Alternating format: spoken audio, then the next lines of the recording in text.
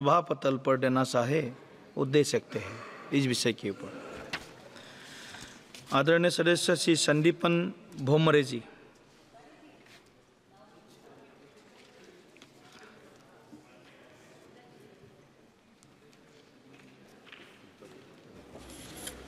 आपण मला मत्स्यपालन, पशुपालन आणि डेअरी मंत्रालयाच्या अनुदानावरील मागणीवर बोलण्याची संधी दिल्याबद्दल मी आपले आभार मानतो।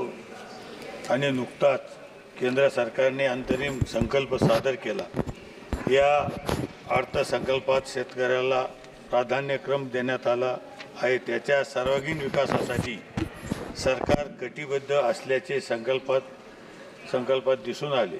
त्याबद्दल मी शिवसेना पक्षाच्या वतीने माननीय नरेंद्रजी मोदी साहेब आणि अर्थमंत्री निर्मला सीतारामन यांचे आभार मानतो। आणि माननीय अध्यक्ष महोदय, मराठवाड्यात 8 जिल्ह्यांचा समावेश आहे। जे दुष्काळी भाग आहेत या भागात शेतकऱ्यांच्या आत्महत्याचे प्रमाण जास्त आहे। शेतकऱ्यांना अतिरिक्त उपजीविका मिळवण्यासाठी दुग्ध व्यवसाय अतिशय उपयुक्त आहे, परंतु दुग्ध व्यवसायाची संबंधित पायाभूत सुविधा अभाव आहे।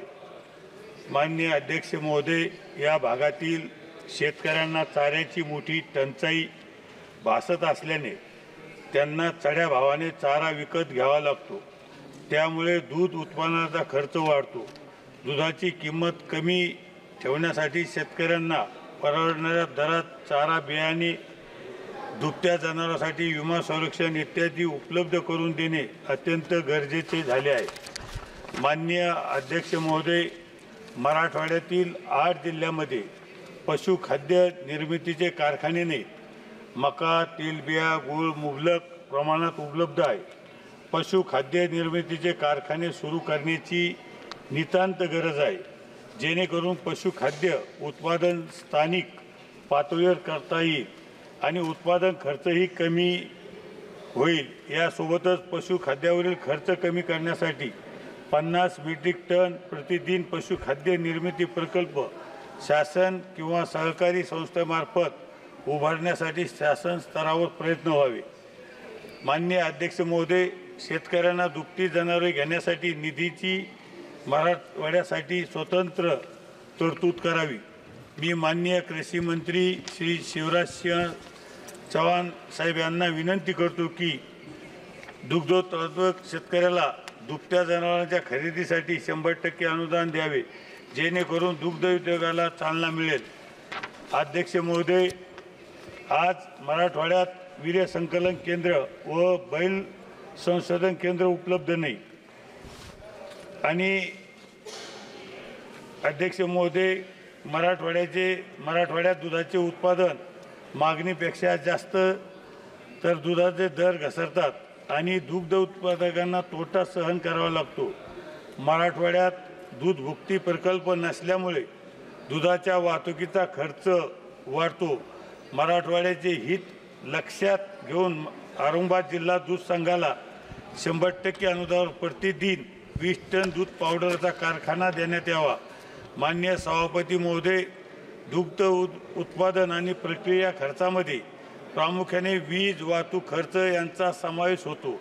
हे खर्च कमी करण्यासाठी डेअरी आणि दूध संकलन केंद्राला दूध प्रोसेसिंगसाठी सुविधा उपलब्ध करून देण्यात याव्या, जेणेकरून उत्पादन खर्च कमी होईल आणि दूध उत्पादन शेतकऱ्याला मदत करू शकतील।